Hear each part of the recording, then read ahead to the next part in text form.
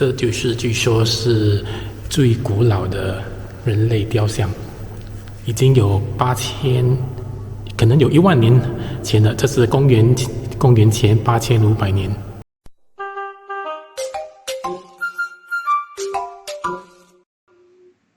这是民宿老板介绍的早餐，本来是昨天想去吃的，不过呢，就因为昨天得赶东赶西的，所以呢就没有时间吃。今天临走之前就在这边吃一顿吧。他们早餐主要卖的是 cheese， 还有蜜糖，加上面包之类，看起来蛮简单，不过呢，吃起来哇，真的是好新鲜，真好吃。我们在离开珊瑚佛之前，就去那个珊瑚佛的博物院去看，据说那是土耳其最大的博物院。由于刚吃了蛮饱的早餐，我就选择比较长的路去走。路过5座这个古罗马古桥。好了，到了博物院了。这应该是我在三卢发的最后一站，那就是它的大博物馆。这里是土耳其最大的博物馆，你必须要经历了你才知道它真的是有多大，多么大气呢。好了，买了票就进去。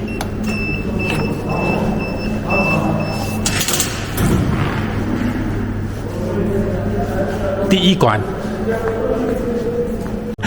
不出我所料，第一馆通常是那种古代人类这些东西，就是基本说250万年前人类如何从非洲走到亚洲、欧洲。这个高1.8米，就是跟我的高度相当一样。基本上整个博物馆都是只有我一个，真的是还蛮吓人的，好像为我而开的。这就是人类的分布图吧，就是从非洲走向中东那块，就是美索不达亚那边，就是然后就分散到世界各地。大家是晓得哥布列克，其实这里一带有很多出土的古迹，就好像位于卡拉汉特贝，就是在哥布列克附近，也发现了很多这些石头。它的设计还蛮像哥布列克的。大家来这里无非是来看哥布列克的遗迹，这估计是他们怎么样搬运这些石头。重点到了，这里是他们最主要的展览品，哥布列克遗迹是仿造品，不是真的，真的还在哥布列克那里。不过呢，当我昨天在那里的时候是不能近看这些雕像的。这里你看，你完全可以看到它的多高，还有它的整个比例。我当时还不觉得原来它是有这样高的，我还以为是2米这样吧，不过这个应该是3、4米。看看这些雕像，它的手的部位都是放在一个在腰间一个 V 型，不知道是代表些什么。想必这是当年的屋子吧。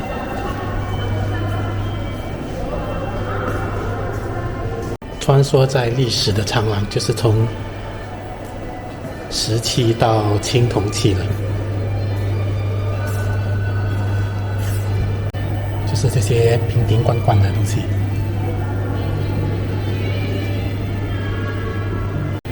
好了，现在进入了铁器时代。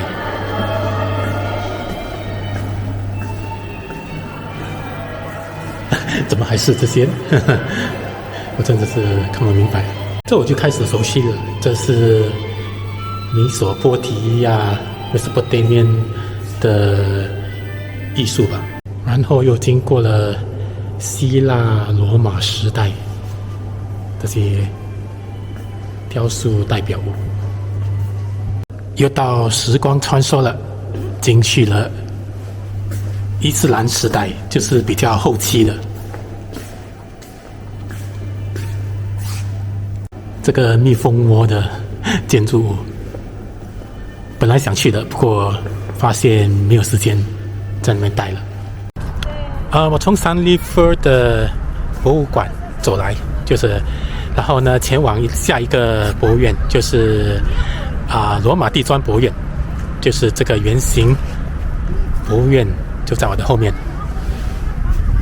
凭那照票，就是刚刚的票就可以免费进入这个罗马地砖博物院了。